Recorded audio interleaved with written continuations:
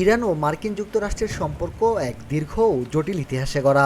১৯৭৯ সালে ইসলামিক বিপ্লবের পর থেকে দুই দেশের মধ্যে অশান্তি শুরু হয়। পরবর্তী সময়ে এ সম্পর্ক কখনো উত্তপ্ত, কখনো শীতল থেকেছে।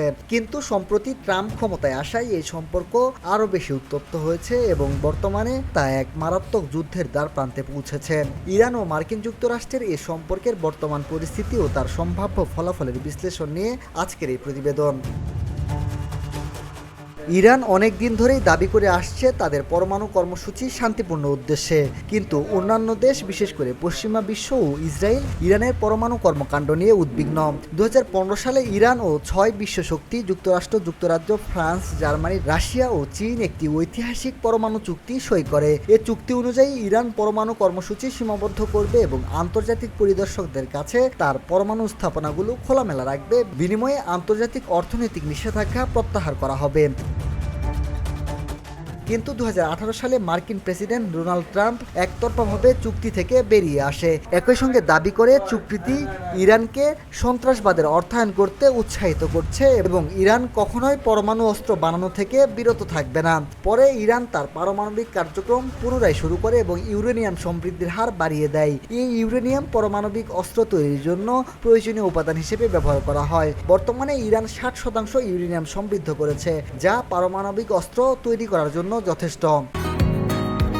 বসুন্ধরা, উত্তরা, বনশ্রী, কুড়িল ও বাড্ডা সহ রাজধানীর বিভিন্ন স্থানে অভিজাত ও অত্যাধুনিক মানের ফ্ল্যাট কেনার এক নির্ভরযোগ্য প্রতিষ্ঠান pleasant properties limited.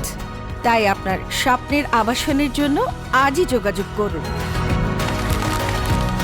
Pleasant properties limited, where destiny matches eventually. চুক্তি থেকে বেরিয়ে আসার পর ট্রাম্প ইরানের উপর সর্বাধিক চাপ কৌশল অবলম্বন করেন। ইরানকে অর্থনৈতিকভাবে ক্ষতিগ্রস্ত করার জন্য নিষেধাজ্ঞা আরোপ করা হয়। এই কৌশলের লক্ষ্য ছিল ইরানকে আলোচনায় নিয়ে আসা এবং তাদের পরমাণু কার্যক্রম সীমিত করতে বাধ্য করা। তবে ইরান চুক্তির শর্ত লঙ্ঘন করতে শুরু করে এবং অধিক ইউরেনিয়াম সমৃদ্ধ করে। এ সময় মার্কিন প্রশাসন ইরানকে পরমাণু কর্মসূচি সম্পূর্ণ বন্ধ করতে এবং সন্ত্রাসী সংগঠনগুলোকে সমর্থন দেওয়া বন্ধ করতে চাপ তৈরি করে। ইরান অবশ্য এই চাপকে এড়িয়ে পরমাণু কর্মসূচি চালিয়ে যাচ্ছে। ইরান বলছে পরমাণু অস্ত্র তৈরির ইচ্ছা তাদের নেই, তবে পরমাণু শক্তি শান্তিপূর্ণ ব্যবহার করতে চায় তারা। ইরানের উচ্চ পদস্থ কর্মকর্তারা সতর্ক করে দিয়ে বলেছেন, যদি মার্কিন যুক্তরাষ্ট্র বা ইসরায়েল তাদের পরমাণু স্থাপনায় আক্রমণ করে তবে ইরান বাধ্য হয়ে পরমাণু অস্ত্র তৈরি করতে পারে। ইরানের পরমাণু বিজ্ঞানীরা এখন অনেক বেশি দক্ষ এবং তারা সহজেই পরমাণু অস্ত্র তৈরির পদ্ধতি সম্পর্কে জানেন। ফলে যদি যুদ্ধ শুরু হয়, ইরান পরমাণু সক্ষমতা বাড়িয়ে দিবে এবং বিশ্বকে পরমাণু ঝুঁকির মধ্যে ফেলবে।